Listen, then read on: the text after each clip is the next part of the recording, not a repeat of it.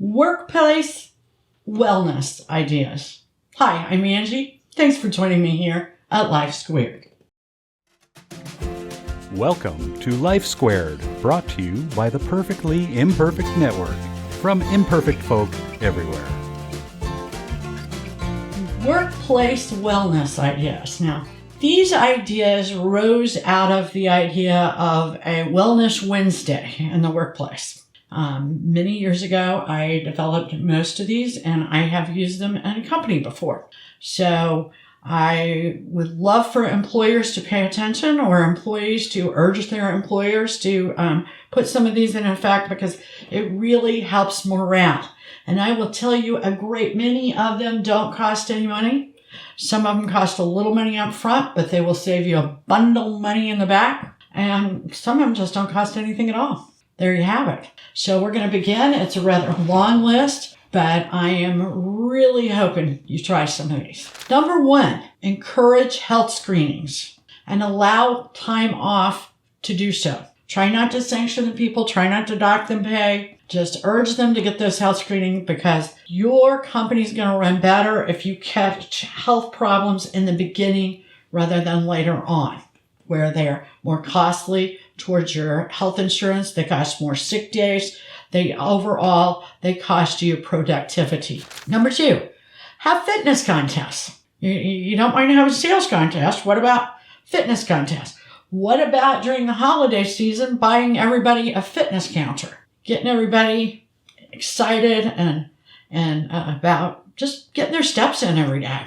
You know, you can give prizes to who has the most steps. You know, you want to be a little careful because you don't want them doing steps and nothing else. I get that. So you've got to have a team that can be mature about it. But you can also, set perimeters around that. Number 3, sponsor sports and activity teams. This encourages camaraderie. It also encourages activity. And you want your employees to be active, because active people take less sick time. And less sick time means more productivity, and it really helps that bottom line.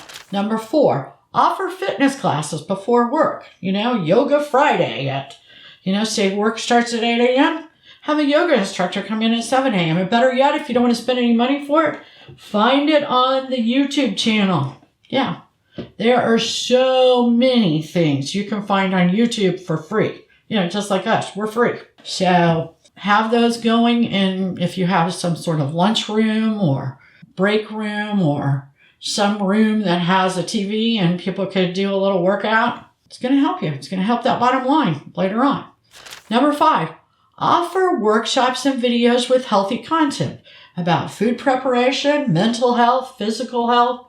You can have this free. You can have it set up on YouTube, right in the break room. Number 6, encourage walking, especially walking meetings. If you need to talk to somebody, instead of you both sitting there around a desk, that can actually, put space in between you and who you're wanting to talk to, go out and talk about it in a walk. Walking meetings. Great idea. Don't cost you a thing. Number 7, offer to subsidize exercise memberships to gyms. Have them turn in their little receipt and you pay them back. Or make a deal with the gym that you buy reduced price memberships for your employees that want to participate. Help you with your bottom line, help you with your health insurance costs. Number 8, offer mental health resources, videos, brochures, etc. Have speakers come in. Most of the time, health organizations will offer those for free. If they don't, there's plenty of free videos out there. But just set up a time and encourage people to watch them, because it's better to be preventative than to have mental health issues or other issues. Anytime you can prevent a bad issue, you're much better off. Your bottom line's better off. Number 9, offer addiction support. There are a lot of functioning addicts out there, and they are addicted to many different things. Drugs, alcohol, sex, video games, you name it. Offer addiction support. Don't have to be judgmental. Again, helps the bottom line. Number 10, work with flexible work time. If you can do this, or you can do job sharing, and please look into doing it. People really appreciate it, and you can really get some good people if you are willing to have flexible work hours. Number 11, allow work from home when possible. There's some businesses, it's not very possible. But if you can, allow them days that they can work at home. If their child is sick, find a way for them to do some work at home so that they are not using all their time off and you're not losing the productivity. Number 12, think about just letting your employees have their birthday off. Oh, let me tell you, that costs you a day, but I tell you what you gain is a whole lot more. They appreciate a company that cares enough about their birthday just to let them off work. Number 13, encourage parental and family leave. Somebody gets sick, don't tantalize the employee. They don't necessarily want that, but give them time to take care of a sick parent, a sick kid, whatever they need to do to keep that family unit strong, because they'll make a better employee. When someone has a baby or they adopt a baby, you should let them have that time off. I don't care if they're a mother or a father.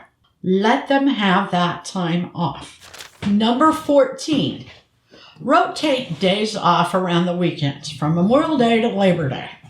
Try to give people a long weekend from Friday to Monday. And if you rotate it, it's not going to cost you much, especially if you are in a business that has to work Saturdays. At the beginning of the year, make the schedule out so that the people know when they have off so they can make the most of it, and try to get people out of there early on Fridays.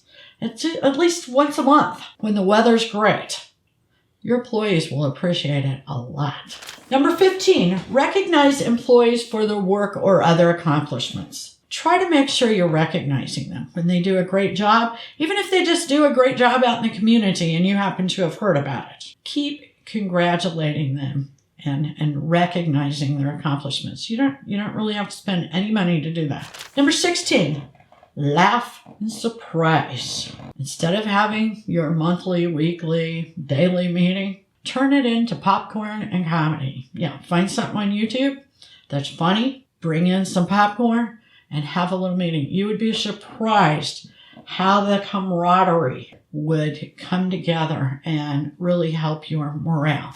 Number 17, have a game night. Set up the business, set it up at someone's house, have a game night.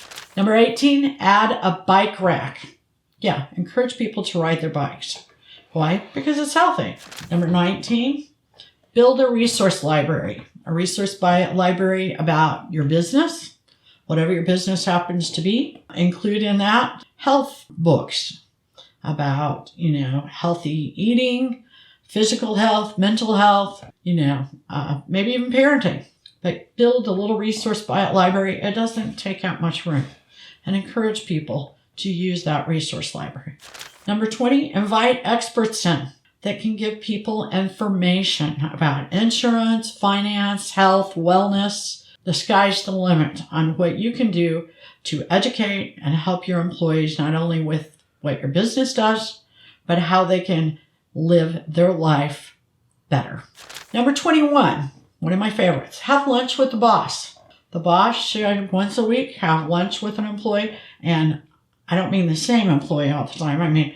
They should go around, have a little schedule, and have lunch, a very casual lunch. It can be on the premises, it can be off the premises, and just talk. Get to know your employees and be fair about it. Make it the same circumstance for everybody. Number 22, family photo night. Invariably, you have photographers that come in and take pictures of your employees, so you can have them in the lobby or wherever. Why not ask that photographer to stay and let your employees bring their families in and get family photos, couples photos, whatever. The photographer is going to love it because they can sell more. Doesn't cost you anything else. In fact, they might give you a greater discount on your work photos. Number 23, employee kid boss lunch. Maybe when you have that luncheon with your employee, they can bring their kid and you can talk about what their mother or father do for you. You can talk about the business and their kid can be proud and excited about what their parent does. Number 24, have meditation Mondays. What about starting the week out with the meditation on Monday morning?